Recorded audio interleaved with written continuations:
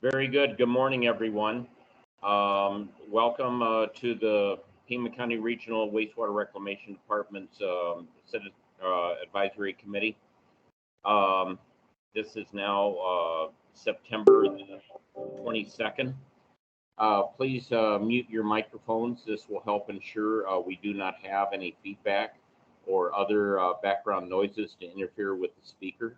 If a committee member would like to ask a question, please use the raise your hand feature. Please remember to lower your hand once your question has been addressed. When you are ready to speak, please unmute your microphone. This is especially important during votes. Do not forget to mute yourself when finished. As a reminder, audience members are only permitted to speak during the call to the audience unless called upon by the committee. This meeting is being recorded to satisfy the open meeting law requirements. Okay, oops. 1 second here. I just lost my thing. Okay. Next is the Pledge of Allegiance. Oh, I'm sorry. Veronica is going to do the roll call. Go ahead, Veronica. Oldendorf. Here. Zucker. Here. Keith Foley. Here. Lesson Jones. Here. Scott Holt. Here. Armando Membria. Presente. Jeff Philbin. Here. Anne-Marie Wolf. Here. So is that everyone, Veronica? Yeah. Okay. Now we have a pledge to the allegiance. I pledge allegiance to the flag, to the United States of America, and to the republic for which it stands, one nation, under God, indivisible, with liberty and justice for all. Safety share. Anybody have a safety share they wish to share? I'm not bailing you out this time. I want to hear something. Come on, we gotta give JJ a break here.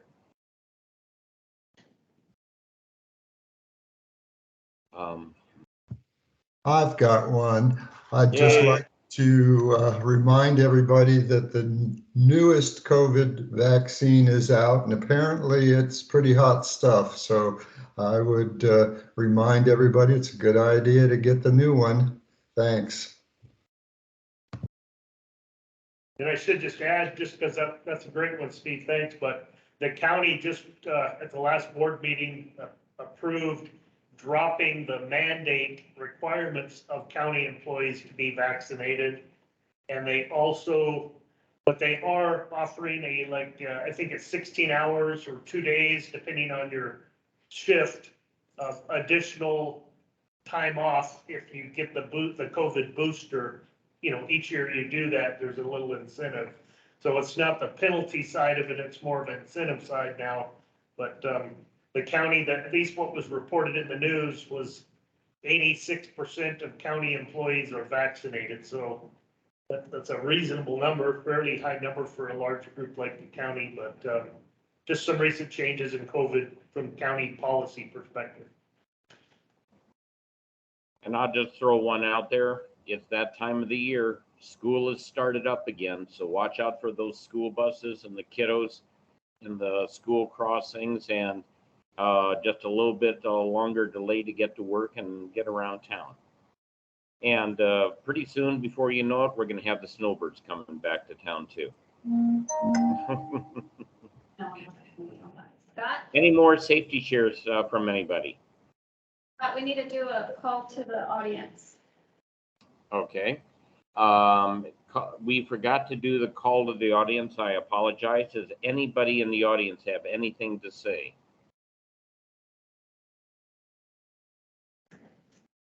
Okay, I guess there's nothing on call to the audience. We've done our safety share. Now we go to approval of the minutes. Hopefully everyone's had an opportunity to read that. So are there any corrections, adjustments, anything need to be said about our minutes from August 25?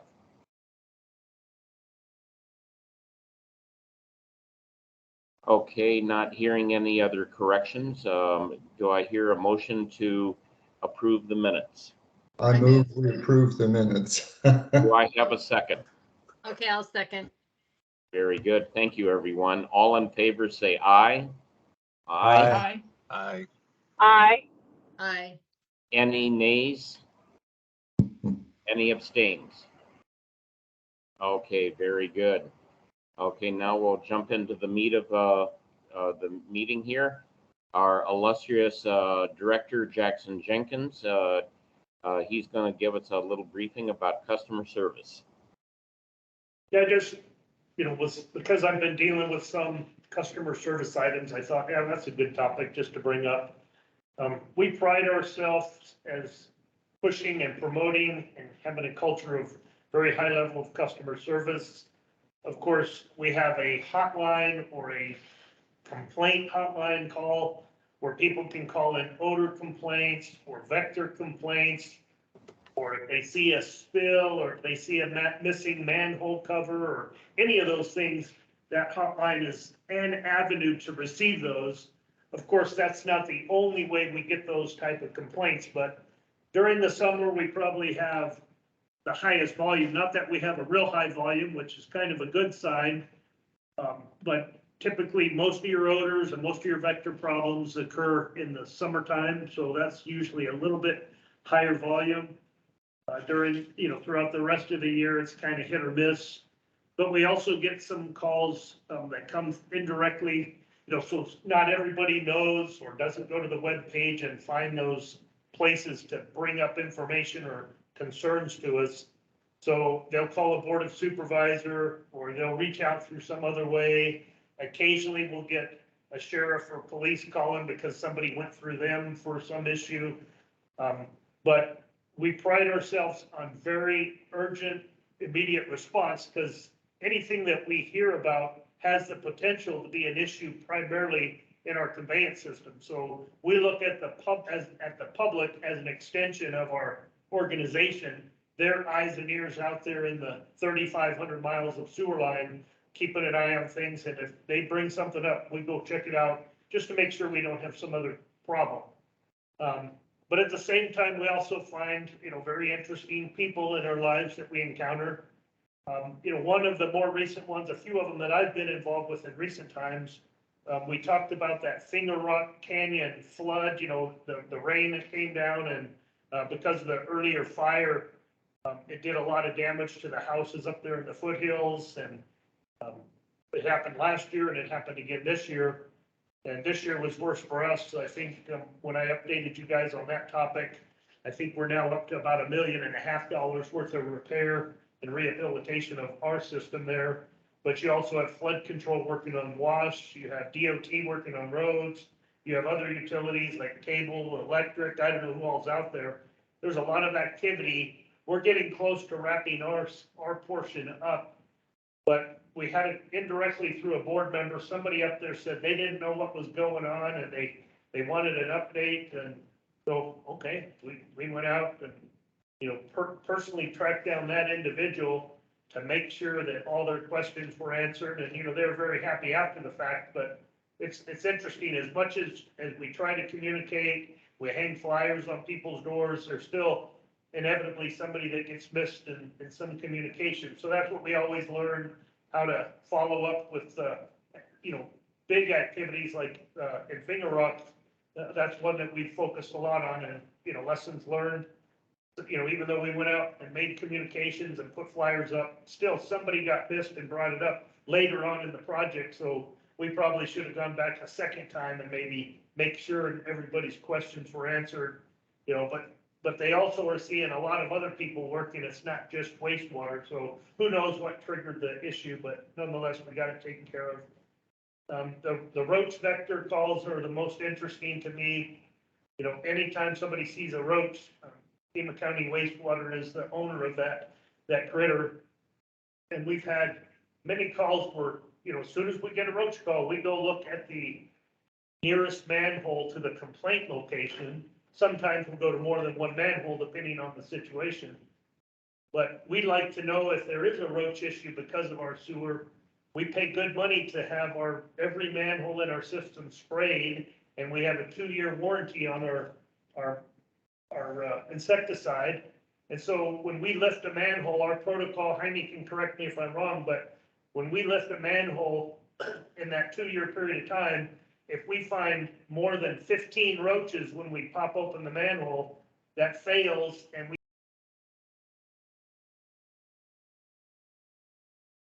one lady that just livid, I talked to her for hours personally, and all the roaches were ours, and they were creating health issues for her. We went to the manhole in front of her house and additional manholes down from her house, and they were out of the 24-month life of the vector. That one had been 16 months old, so it had been there for a while. And we opened the manholes around her house, and there were 0 roaches in every one of them, which to us was an excellent case study to show that it appears that the spray program was working.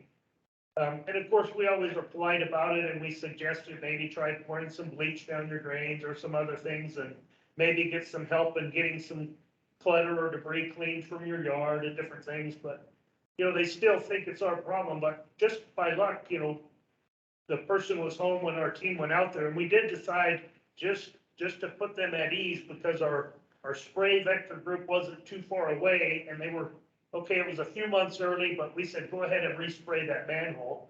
And we took her out there the next day after they resprayed it. You could hardly tell the difference because it was still very white from both pictures, but she was super satisfied. Okay, you sprayed it.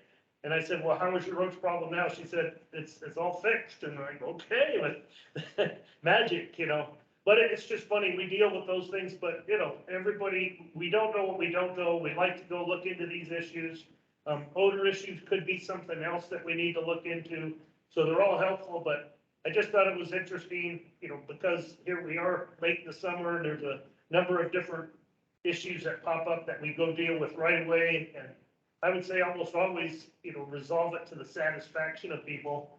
And I just will leave it at that. If you have any, I didn't bring statistics or any of that stuff. That wasn't really my intent, other than just to say, any complaints we get, we take serious, and we make it a priority. And I think we do a very good job at that. So if you have questions, let me know. But that's really all I have for today. Scott. Jackson, going back to Finger Rock, you said that some homes were involved. We had a discussion that it was off the expensive homes. Is the county liable for any of those expensive homes that we have to take over or whatever like that? Because I'm sure the Board of Supervisors would like to know what might be coming their way.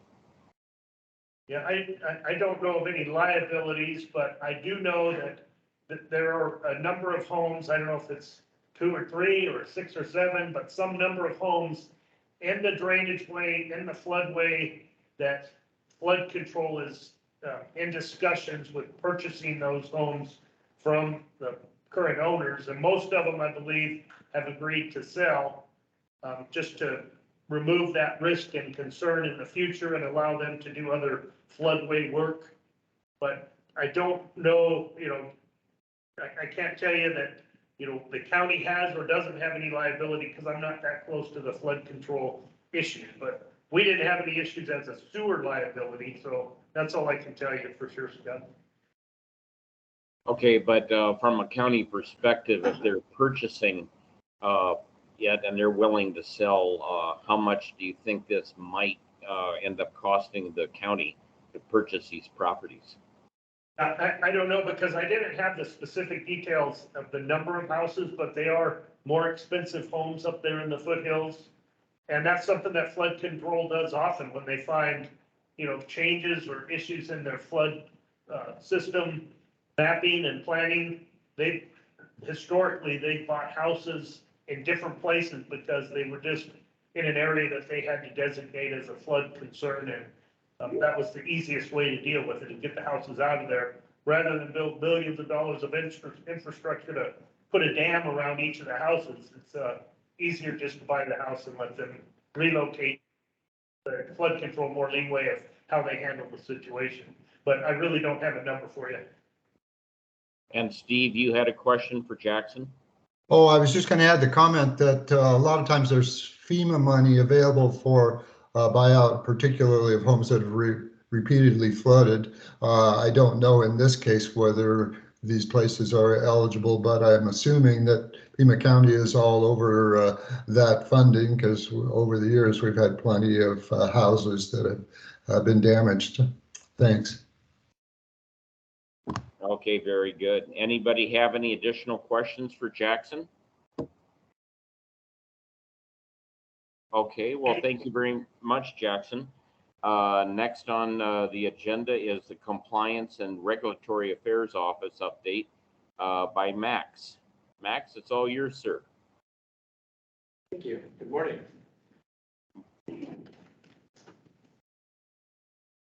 Just share my screen. We did test this, so I know it works.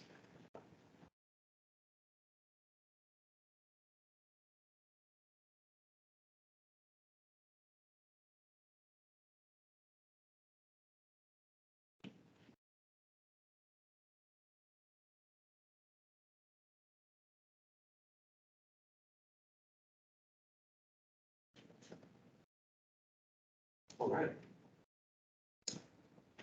Well, good morning. So for those of you who are thinking right now, wait, that's not Barbara. You're right. I'm not Barbara. My name is Max DeSante. Tell you a little bit about myself first. So born and raised in Tucson, Arizona. Graduated from Tucson High, graduated from University of Arizona with a degree in chemistry, and shortly after that went to work here for a private environmental lab.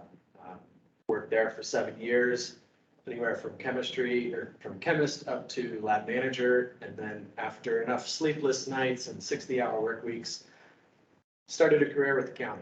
And that was about 4 years ago here in the lab, in the Creo lab. And about a year ago, an opportunity came about to take this position, and have never looked back since. So Tucson, you know, is what I know and what I love. So I'm passionate about the area, passionate about the environment, making sure that we're doing our best job, you know, keeping everything safe and clean. So I guess that's probably enough about me. I'll just start going with an overview of where Creo fits within the wastewater structure. So our illustrious leader, as Scott mentioned, Jackson Jenkins, leads at the top. We have our 3 divisions: technical services and engineering, led by Eric Wittewell; treatment, led by Jeff Pravat; advanced, led by Jaime Rivera. Within technical services, slow here. We have our admin group, led by Marla Berry; field engineering by Lorenzo Hernandez; engineering services by Francisco Galindo and Ben Fayok; and Creo.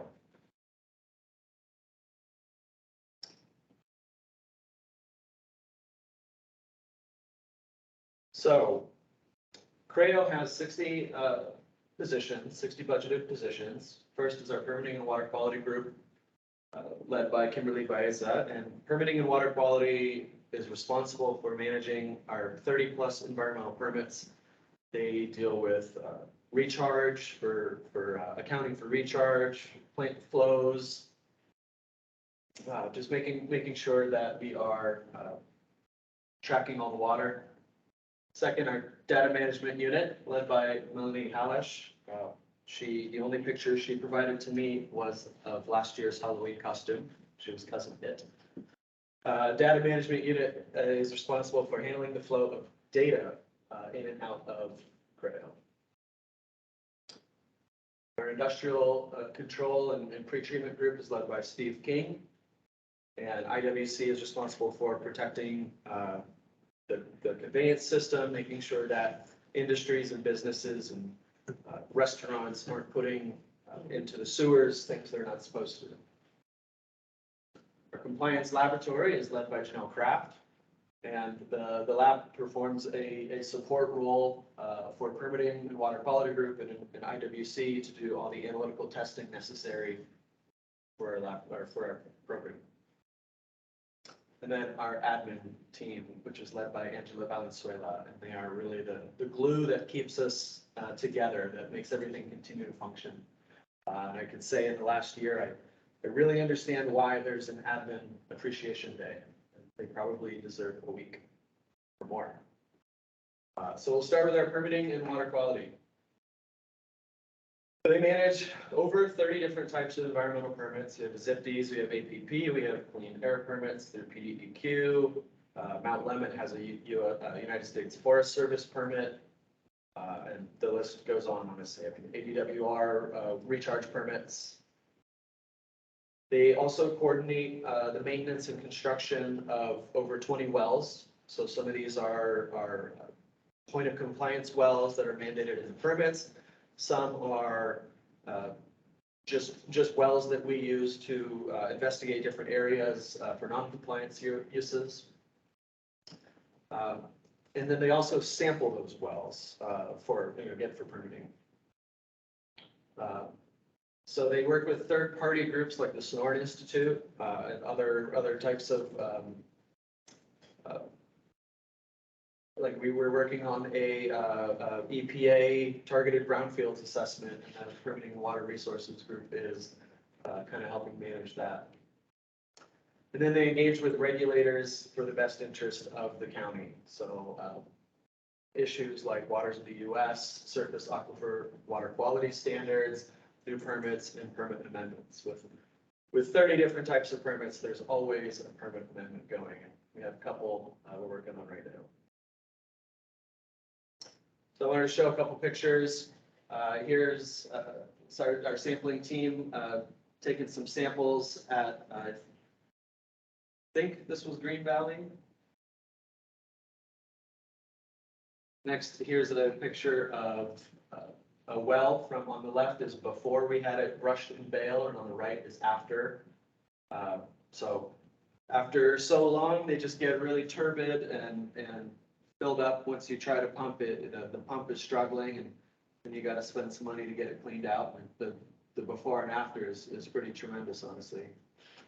And before, you couldn't even see the little holes in the slats to draw water through. A recent inspection revealed that we needed to get a concrete pad for this Green Valley well re-poured. And this is the before and after. That was just earlier this year. And recently we installed a new partial flume at Green Valley to help account for bin rod water that we're hoping to put into a lagoon so we can count the recharge a little bit better.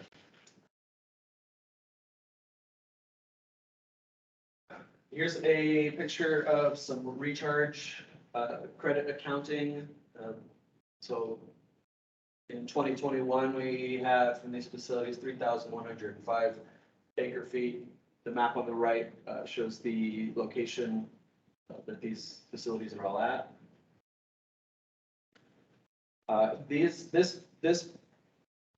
picture is from the effluent generation and use report, and kind of interesting to note one thing that we've been really section there. You can see in 2020 there was approximately 14,000 acre feet that left the Tucson active management area at Trico Road. And in 21, there was about 19,300 acre feet. So that extra 5,000 acre feet is water that had put in the river, traveled north far enough, left that county line, so we don't get any credit for that recharge. And that's one area that the active management group as a whole, and keep in mind the city of Tucson participates, FEMA County participates, flood control, the Bureau of Reclamation. Everybody is really invested in shrinking that red slice down to zero. So that's one item we're still continuing to work on there. This is an up-to-date version of the Santa Cruz River Managed Underground Storage Facility recharge credits. This fluctuates so much, primarily because it's due a lot on what how much the city takes for their reclaim. All this water comes from Agua Nueva, and you can see, I mean, year from 2018, 5,681 to 10,900 acre feet. That's the amount of water that was put in the river. So all that balance is water that city took. The Lower Santa Cruz River Managed Recharge Project is much more consistent because most of this water, or all this water, really just goes into the river. The Bureau of Reclamation owns half of it. This is a little deceiving in that 2022 picture. This is a calendar year update. So as of July, when I took this, made this slide, there's only 16,000 acre feet put in the river, but it's right on track. But what you can see on the right side under 2021 is there was only 14,000 acre feet that was actually counted as recharge. And we have noticed that kind of steady decline in recharge volumes, even though on the left you see the recharge, or the amount of water put in is pretty consistent. 2013 to 2014 had a big jump because that's when our water became a whole lot cleaner, so there was a lot more infiltration. 21 had a very big number of storm days. We had great water last year, and as a result of storm days, we get credit for less recharge. So looks like at 2022, we're on target to reach 2018, 2019, 2020 numbers. But 21 was still a bad year for recharge. Great year for rain, bad year for recharge. For a data management unit, I have this neat little graphic. So the data management unit takes data from the CRAO lab, from sub-regional facilities, industrial wastewater control, our regional facilities, and truthfully, these should be two-way arrows because they are a coordinating group and unit that really helps take all the data and communicate it to ADEQ. They do monthly reporting. Let's step back. When they do an annual report in January for each facility, I mean, they're going through 600, 700, 800 pages worth of data for each facility. So it's a pretty critical, crucial role that they perform just to help keep everybody organized and communicating with the state. In fiscal year 21-22, the DMU, our data management unit, reported 40,837 parameters to ADEQ. There were 8 contingencies reported, and that's when an analysis at the plant fails, like E. coli or for example. There were 7 APP inspections that they helped facilitate, and they coordinate with the facilities to prepare all the documentation and organize the leaders to be there for the inspections. There was one ZIPDs inspection. And then they also just really help track the plant flows and communicate with all the plant managers and leadership on the influent, effluent, recharge, reclaim, and on-site and off-site reviews. They also help coordinate our laboratory information management system, which is a crucial piece of software that helps the lab stay organized. This is an example of the dashboard. It helps any sample that's taken, we fill out a chain of custody, it's get received by the lab, the analyses get recorded, and all the data gets entered into the LIMS. And I mean, to keep 40,000 lines of compliance data organized, I can't imagine how they ever used to do a job like this without a LIMS, to be honest. So now to our industrial wastewater control group. Just a reminder, IWC's primary responsibility is to implement the National Pre-Treatment Program as codified in 40 CFR 403. It is a requirement of the ZIPDs permitting if you have industry in the area. The 3 goals are to prevent pollutants which will interfere with the POTW, to prevent pollutants which will pass through the POTW, and improve opportunities to reclaim and reuse wastewater sludge. So what we see lately As far as pollutants that will interfere and pass through, we see a lot of industries no longer discharging or discharging lesser volumes. Think like a hospital. A hospital, pretty much their primary discharge is domestic waste now, which is what we want. So as we get to a metal finisher that doesn't put anything down the sewer, I mean, that's where we want. We want to be stewards of clean sewers. And thankfully, that's the direction we kind of see it going. But when we get to items like PFAS and we get to new things that nobody ever thought of before, we know that the industrial pretreatment is still going to have a pretty big role. Within IWC, there's 3 primary areas of focus. We have our categorical industrial users, our CIUs. That is a facility that discharges processed wastewater to the POTW whose industrial activities are regulated by one or more of the federal regulations as point source categories as listed in 40 CFR parts 405 through 471. 405 through 471 is just a listing of industry types, business types. So a tannery, a dairy farm, a metal finisher, an aerospace manufacturer.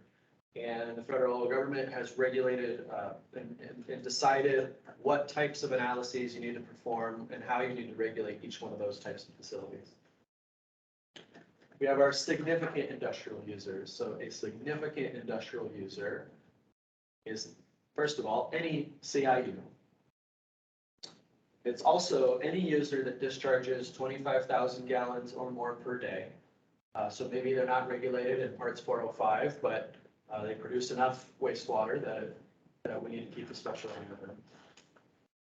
Also, if they can contribute greater than 5% of the dry weather hydraulic capacity or the organic capacity of the plant, that line is more for a smaller plant. Think 5% of the hydraulic capacity of a 30 million gallon facility is 1.5 million gallons a day, and we don't have any industrial users that meet that criteria.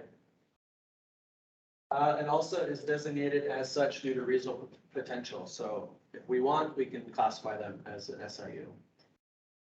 I wanted to show this picture. On the right, it says, do not dump chemicals or biohazards down the sink. Great, good words to live by. Also, food service establishments. This picture I thought was particularly funny. This is not a food service establishment, though it's a sink. This is in a laboratory. And it says no nitrogen or dry ice in acid sinks. Well, don't put your food dishes in them either.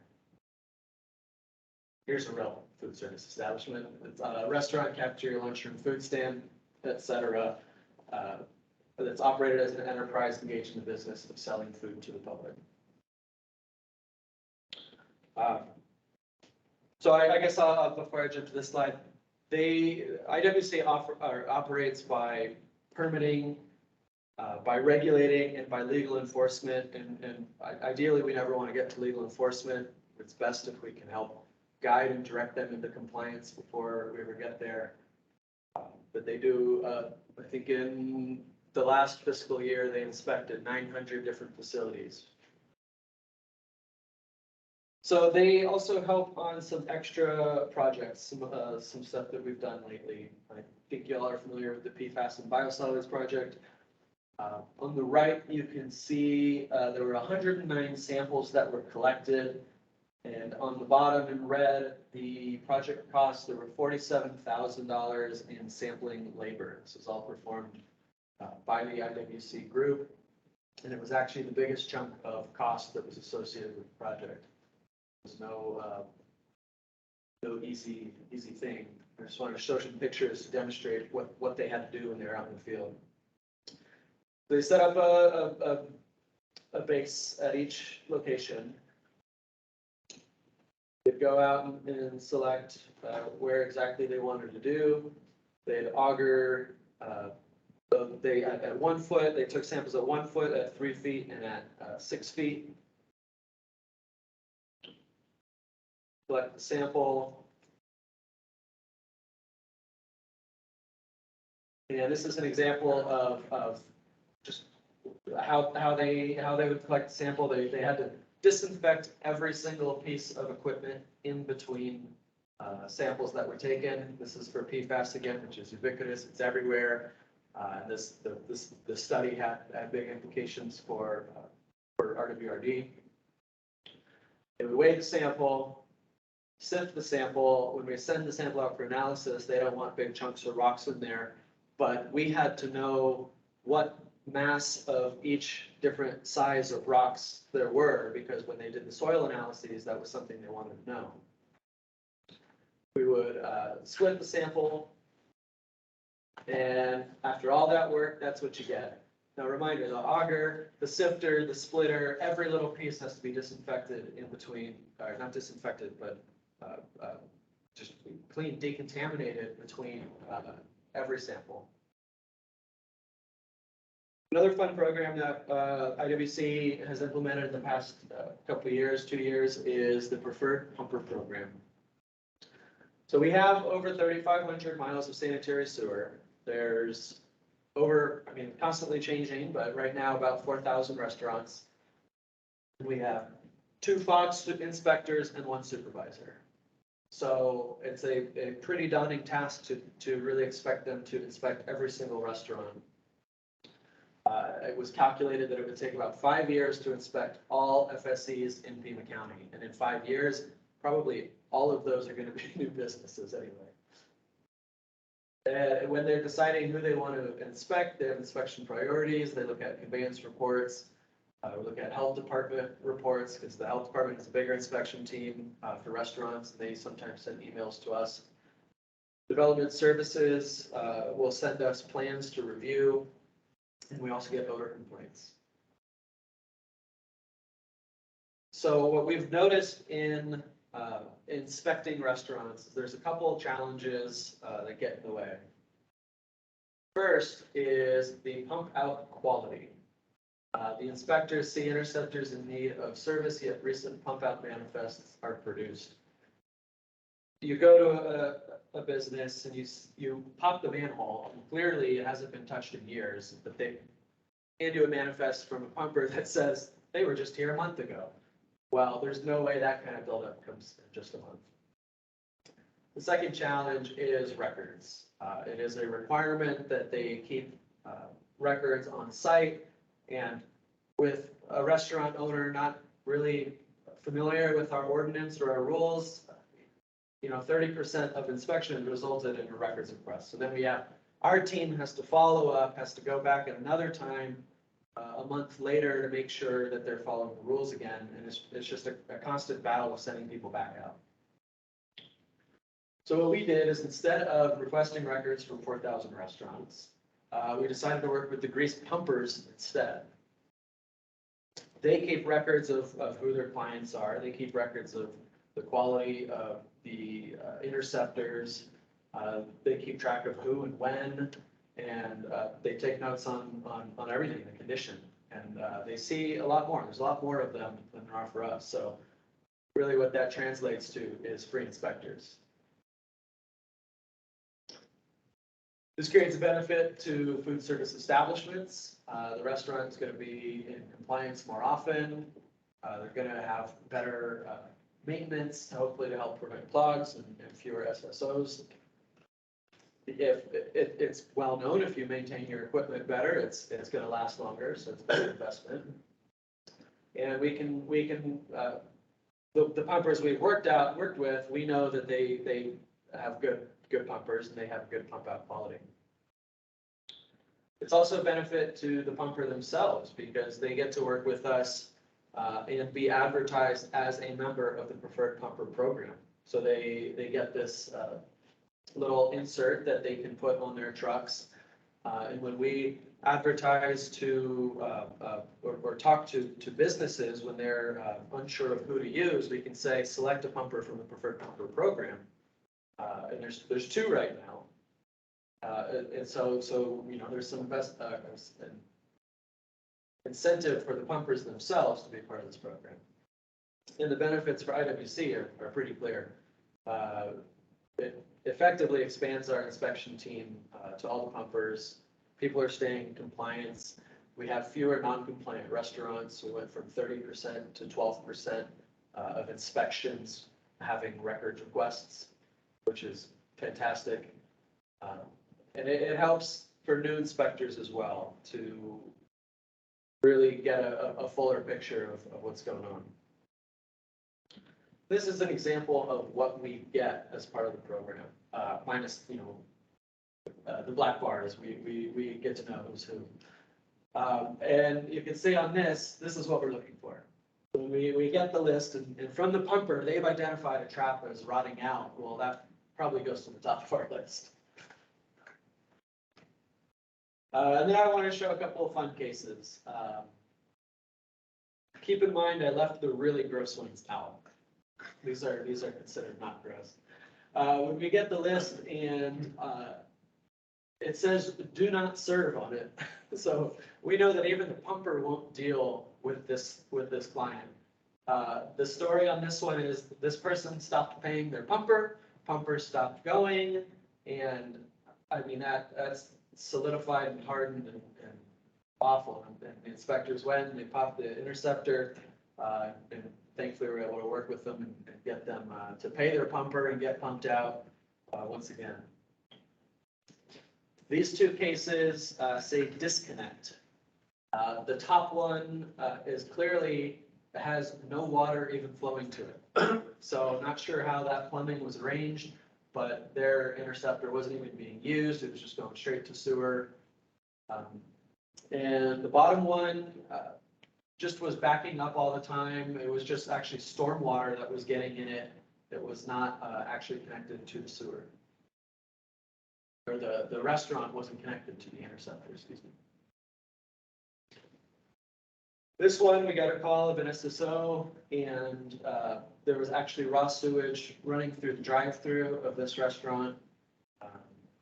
And the restaurant owner didn't think it was a big deal. What's the problem with a little bit of water just flowing down the street? But they had a serious blockage of the private side of their manhole, and we were able to get them to pull out an excavator and get it pulled up. And it was a pair of pliers and a rag that caused this backup. Last project to highlight for IWC is our annual grease collection event. Last year, we had 7 sites around Tucson that had grease collection. We had 34 volunteers, 27 of these were county employees, 25 of those were wastewater employees. It went for 4 hours. There were recorded of 440 different drop-offs, individual drop-offs, for a total of 8,100 pounds of grease. This is another recommendation for the person who is complaining about cockroaches. Maybe she's putting grease down her drain. This is a common site out at the drop-off locations. It's amazing how many people come with 8 or 10 jugs of oil that they've saved over the year. Picture of some people working in the background. This is at a Pima Community College site. That person collected all their grease in Folgers cans. It's Lucy and Juan. And we even got the town of Sajurita to have a location. And this is one of their managers, Galova. I think he was the only one at their location. So thanks to him. Hopefully we can get him again, and hopefully we get a site in Miranda as well. This picture I want to show, a lot of people freeze their grease, but that doesn't help us when we're trying to dump it into big totes. So we have to leave the jars of grease out in the sun, and hopefully they warm up to a point where they can be poured or scooped. There's me. We interviewed every single person who drives through. We asked them how they heard of us. It's a bunch of other questions just so we know how better to advertise for the year after. And we also raffled off some gift cards.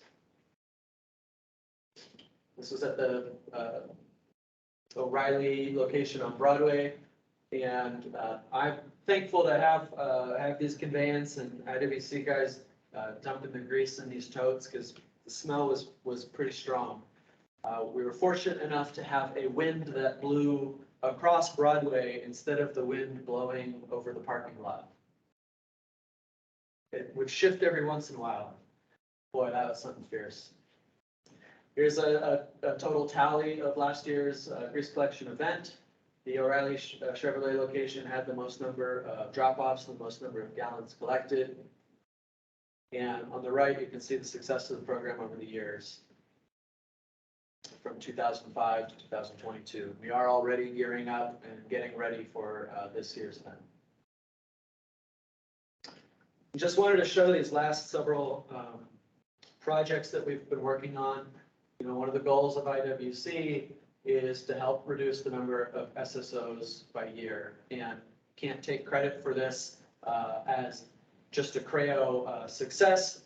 Highways Group, Conveyance Group has a very aggressive campaign to inspect and jet and clean and manage their SSOs as well, but pretty remarkable in 20 plus years, the reduction in SSOs that we've seen. We are well below the national average.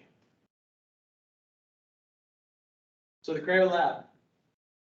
The CREO compliance laboratory is licensed by the Arizona Department of Health Services, operates 365 days per year, organized into 4 units. We have our microbiology, organic chemistry, and quality assurance. You can see the number of analyses performed by each group. This is a little skewed. An organic chemistry analysis might have 60 parameters in one analysis, so parameter for parameter, they certainly do catch up. But the microbiology unit is, I would say, hands down, the most critical day-to-day operation of the laboratory. During COVID, when things were trying to run on a skeleton crew, it was the microbiology unit that still had to work every single day. And in fiscal year 21-22, there were over 8,000 training hours recorded in the lab. So that's 6 hours per person per week for the year, which is tremendous. It is a never-ending schedule of training. It's quite amazing. And a couple pictures of the lab. This was from last year when we did a part of our lab appreciation week was to have different theme of each day. This was silly hat day. This was fun t-shirt day, and then Hawaiian shirt day. We had a couple more, but I didn't get pictures. One was silly sock day. I didn't want to show a bunch of pictures of people's socks. And then also, so the National Environmental Laboratory Professionals Week we celebrate every year. This was just in April, and we had a barbecue for the whole building as part of celebrating our lab. The lab is a part of the Emergency Response Lab Network and the Water Lab Alliance. We didn't really have to go into this during COVID, but we had certainly talked about it. The mission of this program is to provide federal and state support for a lab in an emergency situation. So what happens to the labs in a hurricane area when everything's shut down? Well, wastewater treatment can't stop, the lab may not operate, but other labs in the Water Lab Alliance will receive samples and perform analyses that still need to happen. We also participate in wastewater surveillance for COVID-19. So this graph is part of the BioBot project. We've been working with them since they started their surveillance. But this specific program is part of the CDC's National Wastewater Surveillance System, which that only started with BioBot in April. But this is real data of Tres Rios COVID numbers. And here's the Agua Nueva numbers. We also started with Green Valley. That's only been going for a few weeks, so there's really not much data to show. And I wanted to show, we'll step back just a moment. So this is April to September. And if we look at the top graph here, you can see where that correlates just on the far right. Well, let's think that why do this? We know where COVID is, but the true advantage to wastewater surveillance is you get that data a couple weeks sooner.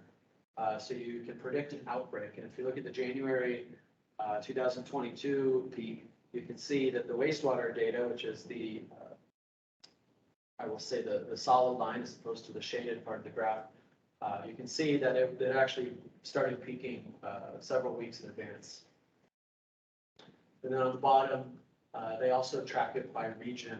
And just interesting to note, on the very left, the big yellow peak, that's when everything started, right? It all started in New York area, in the Northeast. And, you can just see it just peaked very strongly, very quickly for them, while the rest of the country was not feeling much of the effects.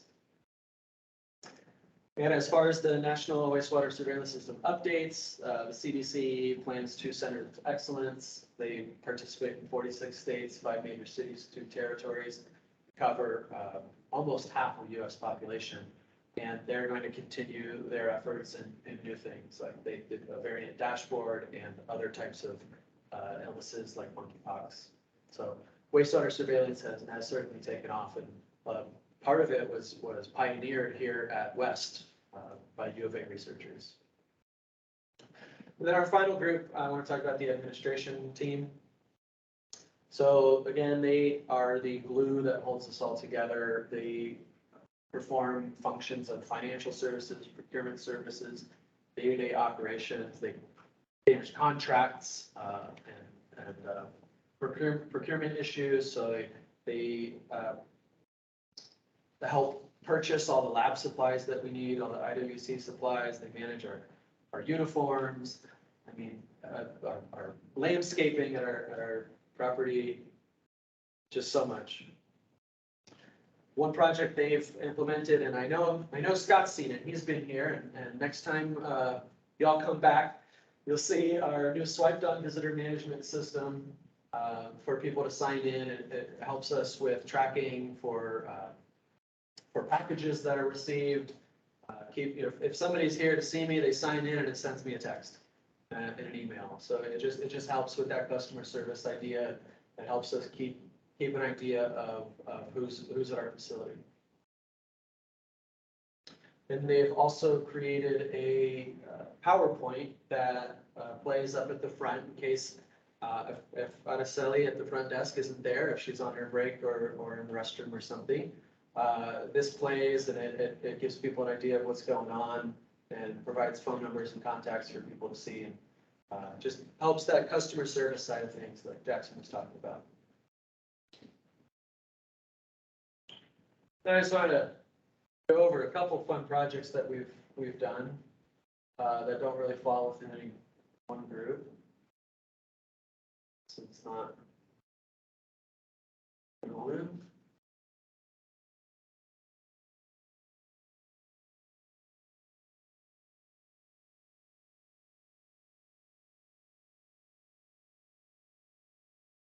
Hopefully a video. Yeah. Well, more like a slideshow here. So this is when we do sampling in the river, yeah, it's pretty tough to tell, but those were fish that were probably about a foot long, just swimming in the river, and great to see what a great benefit it has for the environment with all this new clean water that we have.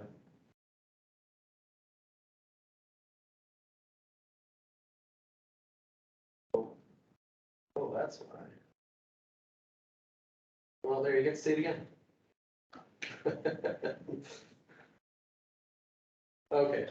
The Capital Program Office is working on a public art water feature to go outside our building, out by the loop. And these were the 3 ideas that they presented. The idea is to highlight a evaporative cooling system that's going to use reclaimed water from Agua Nueva. The top one was like a wire mesh. The second one was a block system, and then the bottom one is going to use clay pipes. That's the idea that I thought looked best and fit the theme the best. Here's a couple pictures of their computer generated idea of what it's going to look like. There's another meeting next Friday, the 30th, to go over a couple more issues.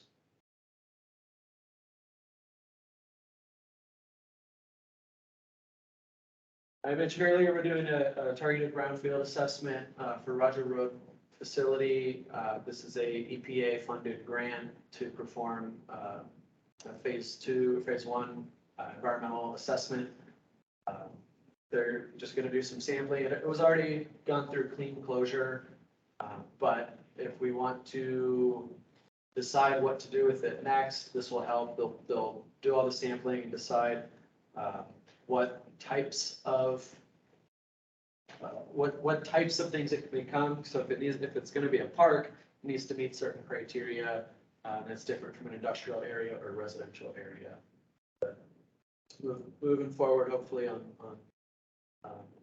doing something creative with that location. And that's it. So thank you. Hopefully maybe there's some questions. And thanks. Thank you very much, Max. That was very enlightening. And of course, you had me at the fish. I love fish. That's a sign of pure health. More fish next What's that again, Max? more fish next time. Very good. Does anybody have any questions for Max?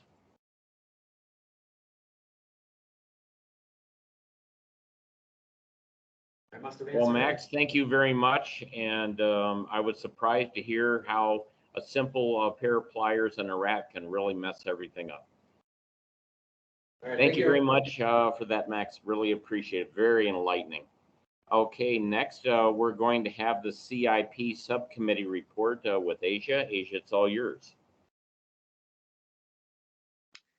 Okay, thank you, Scott and everyone. There's nothing to report from the CIP subcommittee. Okay, very good. And then we'll flip to the other half, which is financial subcommittee report with Matt. Matt, it's all yours. Matt's not here, and there are no updates. Okay, very good. Thank you, Veronica. Next on the agenda is the fiscal year 22-23 expense and revenue summary with Mandy. Mandy, it's all yours. Great. Good morning, everyone. So we're two months into the 23 fiscal year. So you'll see that there's in the purple column here where you see your actual expense and revenue. There's not much activity going on, but you'll see it start ramping up here in the next few months. So we'll just recap the adopted budget. Adopted budget in their total O&M expense is $91.4 million. Total O&M and expense is $170.9 million, and total revenue adopted is $193.6 million. So as I mentioned, you won't see very much expense activity happening in the actuals because we're only 2 months into the fiscal year. So our projections are fairly holding steady with compared to the adopted budget, with a slight savings in personnel services due to some retirements and turnover that the department is experiencing. You'll see with the debt services a little bit going to be over by 755,000 or 1.6 million, sorry. Total will be over by 755,000-ish after the 2 months that we've had to really assess how this year is going to go. Revenues coming in slightly under budget by 1.6 million. So overall, after 2 months, in pretty good shape. Any questions? Anybody have any questions for Mandy? Great. Okay, Mandy, thank you very much, ma'am, for doing a great job. Thank you. See you next month. Okay, see you next month. Okay, next on the agenda is CWAC, the Citizen Water Advisory Committee. Allison, it's all yours. Thank you, Scott. CWAC met on September 7th, and a number of items were on the agenda. Director John Kamik spoke about an August City Council action to approve GSI funds, that's Green Stormwater Infrastructure Funds, in 2 wards. On August 23rd, at a mayor and council meeting, there was more discussion on the city's order for CAP water, Central Arizona Project water. which is Colorado River water. And the mayor and council agreed to continue placing their full order of cap water for this next year. I believe it's 143,000 acre feet. Some of that water will likely be left in Lake Mead, however. We got an update on PFAS, the perfluorinated alkyl substances, the forever chemical that you just heard Matt discuss. The city's dealing with that as it comes up from the TARP plume, basically is impacted with PFAS now. The TARP plume was Tucson Airport Authority plume, was originally TCE, but since then they've discovered other contaminants in there, and PFAS is the latest one. EPA has changed the health advisories for PFAS and added 2 additional PFAS compounds to the list. So the city has been scrambling, and particularly Tucson Water has been scrambling to get the TARP system operating so it can treat those chemicals appropriately. The city is going after some WIFA funding regarding emerging contaminants. And WIFA is Water Infrastructure Finance Authority. Let's see. We did have a presentation on the financial plan for Tucson Water. We've seen increasing consumption of water, except for in fiscal 2022, we didn't. And there's just many unknowns when it comes to predicting demand. Tucson Water expects to see decreases in the number of accounts or hookups in the next few years. The rate of increase of those hookups. And we expect consumption decreases, except for commercial accounts post-pandemic. A lot of commercial accounts had low demands during the pandemic, but now that they're opening up, we're seeing their demands go up. So there were a number of cost input assumptions for the financial plan, including higher capital costs and O&M costs. What they didn't include was the additional burden for addressing PFAS. The city is planning to increase the cap surcharge from 0.70 cents to $1 per 100 cubic feet. And the city is predicting a 5.5% revenue increase over the next 4 years. CWAC members did pass a motion to send a letter to mayor and council in support of looking at the possibility of tiered commercial rates and asking that the mayor and council study that. That motion passed. And that concludes my CWAC report for September. Thank you. Thank you very much, Allison. Does anybody have any questions for Allison?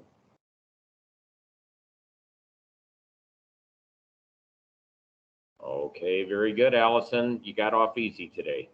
Thank you very much. Next on the agenda is the future agenda items. Does anybody have any future agenda items? Jackson, I just wanted to add one thing from last meeting. We were talking about conservation of the water, Lake Mead, Colorado River, all that. Do we have an idea how much we at Wastewater are able to contribute to the water table with reclamation and all that? And we were looking at that last month as a future agenda item. Do you know if that's going to be maybe looked into?